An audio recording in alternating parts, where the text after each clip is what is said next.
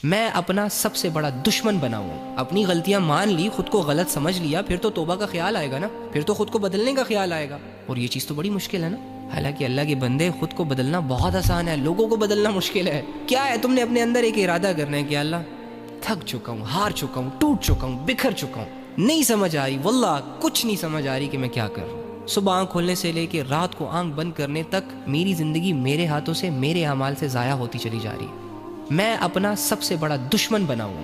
تو اللہ مجھے معاف کر دے، اللہ مجھے ٹھیک کر دے. اللہ جن چیزوں کی وجہ سے میری زندگیاں برباد ہو رہی ہیں، آج کے بعد میں نہیں کروں گا، بس آپ ٹھیک ہو گئے.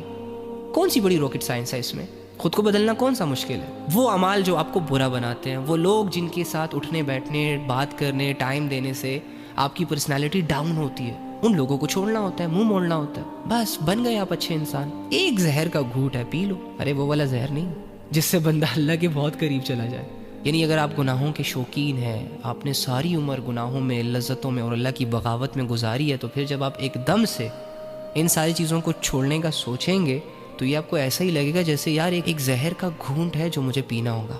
اور یہ جو کمزوری سی فیل ہوتی ہے کہ پتہ نہیں میں بدلوں گا بھی کہ نہیں، پتہ نہیں میں ٹھیک ہوں گا بھی کہ نہیں. بھائی تو ہوگا ٹھیک، بہن تو کوشش تو کر. جب ایک بندہ بگڑ سکتا ہے، حالانکہ بگڑنا تو چاہتا ہی نہیں ہے، تو وہ بندہ ٹھیک بھی ہو سکتا ہے نا، کیونکہ وہ تو ٹھیک ہونا چاہ رہا ہے. تو اللہ تو انسان کی چاہت پہ فیصلے کرتا ہے. جب آپ کے پاس کوئی برائی نہیں ہوگی کرنے کو، تو کیا رہ جائے گا کرنے کو؟ نیکیاں.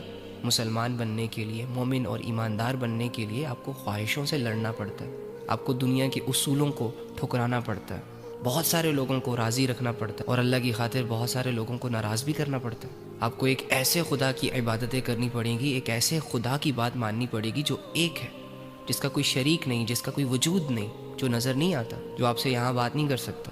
اس کی معرفت کو ڈھونڈنا ہوگا، اس کی قدرتوں پر غور کر کے اسے سجدے کرنے ہوں گے. اور وہ سجدے کبھی کبھی آپ کو پھیکے لگ سکتے ہیں، کبھی کبھی آپ کو مشکل لگ سکتے ہیں، لیکن آپ نے ان ساری سچویشن سے لڑ کے اپنے اللہ کو راضی کرنا ہے، اپنے ایمان کو برقرار رکھنا ہے، اور اس ایمان کی حالت میں اس دنیا سے جانا ہے. پھر جا کے جو تم چاہتے ہو وہ تمہارے ہاتھ آئے گا.